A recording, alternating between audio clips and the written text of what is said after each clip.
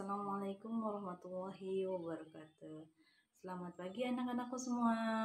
Selamat berjumpa kembali bersama Ibu dalam pembelajaran melalui pemutaran video. Semoga kalian selalu semangat dan sehat selalu. Amin ya rabbal alamin.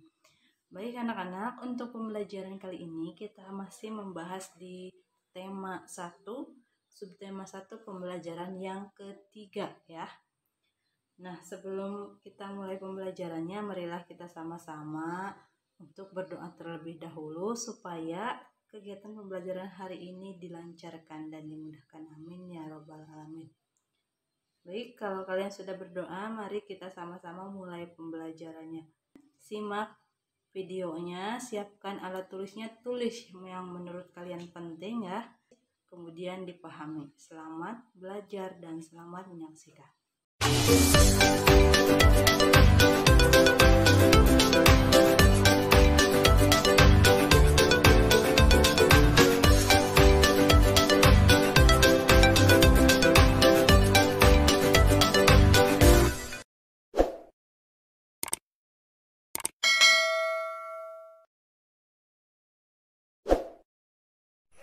Hai, Assalamualaikum adik-adik kelas 4.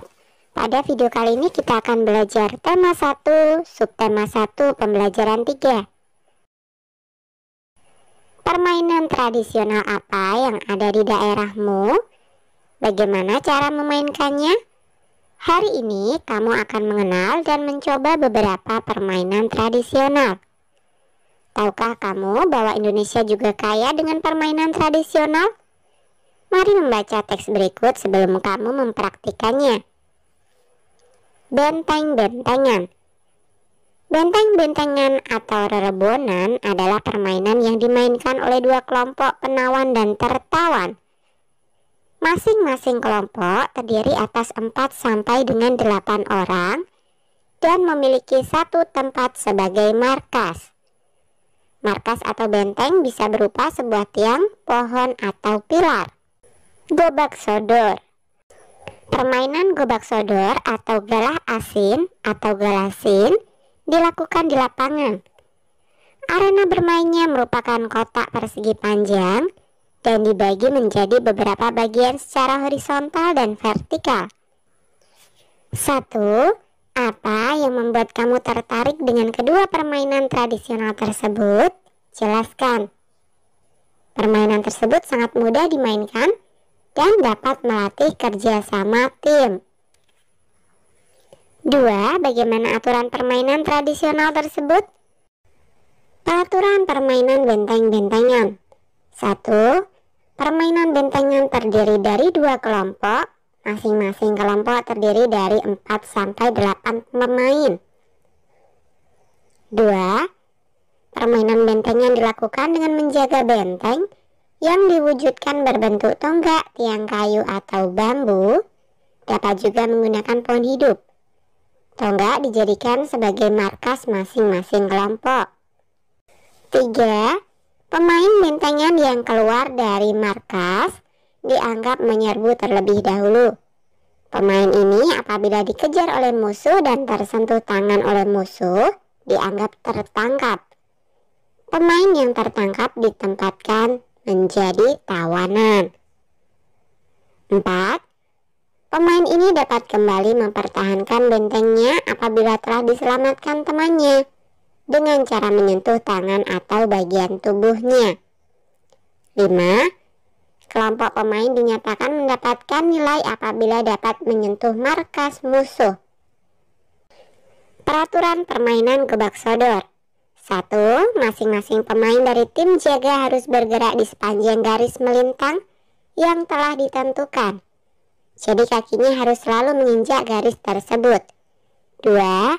Yang boleh melalui garis sodor hanyalah penjaga garis melintang pertama yang juga sebagai sodor. 3.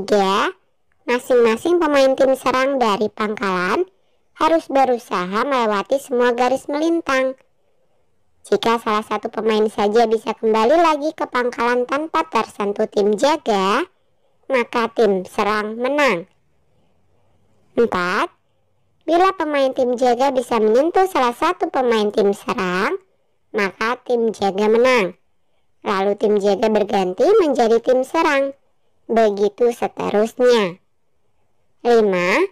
Jika satu petak terisi 2 atau lebih pemain, maka tim serang kalah dan berganti jadi tim jaga. 3. Bagaimana strategi kelompokmu untuk dapat memenangkan permainan itu? Seperti pada perang, benteng dan gobak sodor membutuhkan strategi untuk memenangkan permainan. Salah satu strategi permainan ini adalah membagi anggota kelompok menjadi penyerang dan penjaga. Penyerang bertugas mencari celah agar dapat menyentuh benteng lawan, dan penjaga benteng harus menjaga benteng mereka dari pihak lawan yang ingin menyentuh benteng. Satu hal yang sangat diperlukan dalam permainan ini adalah kerjasama tim. 4. Sikap apa yang sebaiknya kamu tunjukkan saat kelompokmu menang atau kalah dalam permainan? Ketika kelompok kita menang, bersyukurlah dan jangan sombong, karena kemenangan tidak akan selamanya kita pegang. Ketika kalah, terimalah hasil yang ada. Bersyukurlah sudah bisa mengikuti kompetisi itu dan memberi semangat kelompok agar di kompetisi selanjutnya bisa lebih baik. Dan jangan lupa beri selamat pada kelompok yang memenangkan. Yang terpenting, terima hasil apa adanya, jangan menyombongkan hasil yang kita dapatkan. 5. Hal baik apa saja yang dapat kamu pelajari dari permainan itu? Melatih kekompakan tim, menjaga keakraban dan persaudaraan, melatih strategi, melatih kelincahan, melatih konsentrasi, dan melatih kepemimpinan. Baik anak-anak, tadi kita sudah menyimak ya mengenai permainan tradisional. Salah satunya tadi sudah dijelaskan mengenai permainan gobak sodor dan permainan benteng-bentengan. Baik anak-anak, jadi untuk tugas yang pertama ya, banyak sekali kan permainan tradisional yang ada di kita selain yang 2 tadi yang sudah dijelaskan. Nah sekarang ibu minta tugasnya adalah kalian tuliskan 2 jenis permainan tradisional yang ada di daerah kalian atau di desa Ciranja ya. Silakan tulis 2 buah permainan, nama permainan tradisionalnya apa, dan aturan permainannya bagaimana. Indonesia memiliki banyak permainan tradisional yang sangat menarik. Banyaknya jenis permainan tradisional ini menunjukkan keragaman budaya yang harus kita jaga. Selain memiliki permainan tradisional yang beragam, Indonesia memiliki musik tradisional yang beragam pula. Bunyi yang dihasilkan suatu benda berbeda-beda. Demikian pula dengan bunyi yang dihasilkan oleh alat musik tradisional. Bagaimana bunyi tersebut bisa sampai ke telinga kita? Buatlah pertanyaan tentang perambatan bunyi. Diskusikan pertanyaan yang kamu buat dengan kelompokmu. Kemudian sampaikan hasilnya di depan kelas. Anak-anak, selanjutnya kita akan belajar mengenai bunyi. Oke, di buku tema silahkan kalian buka di halaman 37 ya. Sebelumnya ibu akan menjelaskan dulu apa itu bunyi. Bunyi yang dihasilkan oleh benda yang bergetar. Kemarin kita sudah belajar mengenai sumber-sumber bunyi ya, yang menghasilkan bunyi dari berbagai alat musik. Ada yang dipukul, ada yang ditiup ya, ada yang digesek, itu adalah sumber bunyi alat-alat musik ya. Sekarang kita akan membahas mengenai perambatan bunyi. Sifat bunyi merambat melalui apa saja ya. Jadi di sini ada 3 di halaman 37. Yang pertama di percobaan 1 ada bunyi merambat melalui udara. Yang kedua bunyi merambat melalui benda padat, dan yang percobaan ketiga adalah bunyi merambat melalui benda cair. Untuk langkah-langkah percobaannya silahkan kalian simak videonya. Lakukan percobaan berikut dalam kelompokmu. Percobaan 1. Tujuannya mengidentifikasi sifat bunyi merambat melalui udara.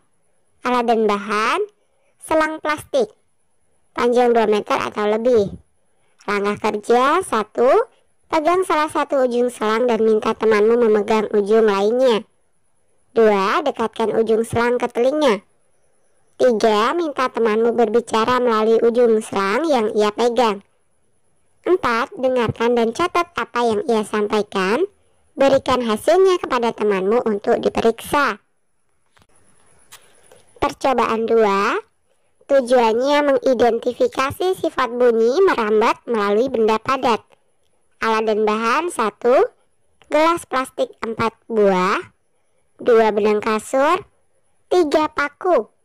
Gurumu yang akan menggunakannya. Langkah kerja: 1. Buatlah satu lubang kecil dengan ujung paku di tengah dasar gelas plastik. 2. Potong tali kasur sepanjang 2-3 meter. 3. Masukkan benang ke dalam gelas plastik melalui lubang kecil. 4. Buatlah simpul agar tidak lepas. 5. Berbicaralah dengan temanmu melalui telepon gelas plastik. 6. Lepaskan benang dari gelas plastik.